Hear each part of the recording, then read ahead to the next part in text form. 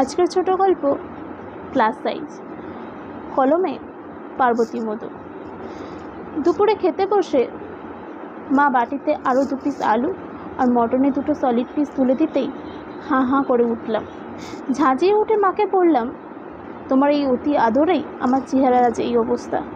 কেন খাইয়েছ আমাকে এত? আমার 18 বছর বয়সে 76 কেজি ওজন। সব বন্ধুবান্ধব আমাকে নিয়ে খিল্লি করে। তুমি বুঝবে না আমার এই কী যন্ত্রণা। আধ খাওয়া রেখে দুমদাম করে উঠে গেলাম। দরাম করে দরজাটা বন্ধ করে দিলাম। বিছানার ওপর উপুর হয়ে শুয়ে আবুঝুটি কাঁদতে শুরু করলাম। সত্যি কি যে কষ্ট হচ্ছে। এমনিতে কারোর কথায় কিছু যায় আসে না, কিন্তু নির্ঝর ওইটা করতে পারলো আমার সঙ্গে। কালকে পার্কে বেড়াতে গিয়ে নির্ঝরের অপমানটা আমার গলায় বারবার কাঁঠার মতন ব্যথা দিচ্ছিল। যদিও নির্ঝর আজকাল কথায় কথায় অপমান করে, ছোট করে আমার ফিগারকে নিয়ে। ও বলে ওর পাশে নাকি আমাকে বড্ড বেমানান। ওর বন্ধুবান্ধব, আত্মীয় স্বজন সবাই নাকি আমাকে নিয়ে হাসি মজাক করে। ওর নাকি রীতিমতন লজ্জা করে আমাকে নিয়ে রিকশায় উঠতে।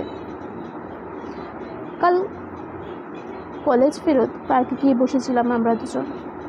গল্প করতে করতেই আমাদের সামনে দিয়ে একটা কাপল আসে। মেয়েটির পরনে একটা সুন্দর লাল রঙের লং ফ্রক, দেখেই পছন্দ হয়ে গিয়েছিল। সামনেই দিদির বিয়ে, আমি যদি ওই রকম লাল রঙের একটা ফ্রক কিনি। কথাটা বলতেই নির্ঝর হাসতে হাসতে গড়িয়ে পড়ে। অনেক কষ্টে হাসি থামিয়ে বলে, please Mou, give me a break. তোর ওই মিনি হাতির মতন চেহারায় ওই ফ্রকটা আঁটবে? তুই ভাবছিস? মেয়েটার কোমরের সাইজটা দেখেছিস? আর তোর বুক, পেট, কোমর কিছু আলাদা আছে? আমি জাস্ট অবাক হয়ে নির্ঝরের দিকে তাকিয়ে থাকলাম। তারপর বললাম, তবে যে তুই স্কুলে গিয়ে আমাকে বলেছিলিস তোর ওই গুবলু গাবলু গাল আমার পছন্দ, তোর নাকি রোগা পাকাটের মতো মেয়েদের পছন্দ নয়, তবে যে তুই আমাকে পছন্দ করেছিলিস, তবে সেগুলো কি মিথ্যে ছিল? নির্ঝর বিরক্ত হয়ে বলে, প্লিজ মো, স্টপ দিস। কে জানতো তোর ওই 65 কেজি ওজন 2 বছরে 80 দোরগোড়ায় গিয়ে পৌঁছাবে? আর তুই কে জানিস আমি কত জুনিয়রে হার্টথ্রো? আর কে বা জানতো কলেজে এখন অত সুন্দর সুন্দর মেয়েরা আছে? কথাটা বিরক্ত হয়ে বলে, তোকে নিয়ে ঘুরতে আমার জাস্ট বিরক্ত লাগে, অস্বস্তি বোধ হয়। লোকে আমাকে আকার বোকারাম ভাবে। কিন্তু নির্ঝর, ফিগারটাই কি সব? আমি যে তোকে মন দিয়ে ভালোবেসেছি। দেখ মন, এখন কথা আছে না, আগে দর্শনধারী, তারপর গুণ বিচারি। তারপর আমার বাড়ি থেকে তোকে গ্ল্যাডলি মেনে নেবে না। আমার বৌদি আর মাকে দেখেছিস কত ওয়েল মেনটেন। তোকে কবেই বলেছি, দেখ মৌ, জিম জয়েন কর, ডায়েট কন্ট্রোল কর। কিন্তু তুই আর ডায়েট করছি তো নির্ঝর। আমি তো ডায়েট কন্ট্রোল করছি। রোজ 1 কাপের বেশি ভাত খাই না। ওটস, জুস এসব খেয়ে সারাদিনটা চালাই। সারাদিন টিউশন কলেজ করে পেট মুচড় দেয়, তাও শুকনো একটা রুটি খাই, তাতেও কিছু হচ্ছে না। কী করবো বল? তোর ওই জলহস্তির চেহারার ডায়েটও ফেল মেরে যাবে। ডিসগাস্টিং। বলেই নির্ঝর হনহন করে এগিয়ে চলে গেল। একবারও ফিরে তাকালো না আমি এই একলা মেয়ে বসে কী করছি। এবার বন্ধ দরজায় ধাক্কা পড়ল। আমি চোখ মুছে উঠে দাঁড়ালাম। দরজা খুলতেই দেখলাম মা বাবা দাঁড়িয়ে আছে। মায়ের হাতে একটা প্লেটে 2টো মৌসুমি লেবু। মা প্লেটটা আমার হাতে ধরিয়ে দিয়ে আয়নার সামনে গিয়ে দাঁড়ালো।